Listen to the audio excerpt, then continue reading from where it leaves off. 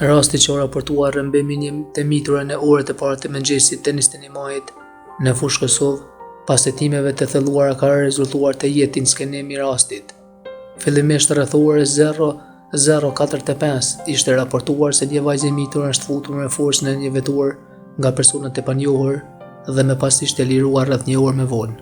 Gjatë incidentit të pretenduar në përpjekje për të parandaluar ngjarjen, ishte lënduar lehtë edhe nëna e vajzës.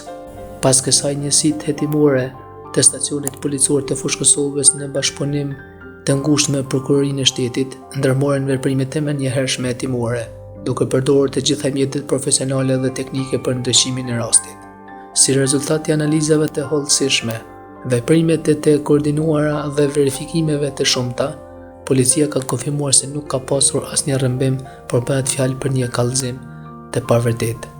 Hetimet janë ende në vijim dhe policia e Kosovës në bashkëpunim me prokurorin kompetent është duke punuar për të sqaruar plotësisht rrethonat dhe për të përcaktuar përgjegjësitë ligjore që rrjedhin nga ky rast.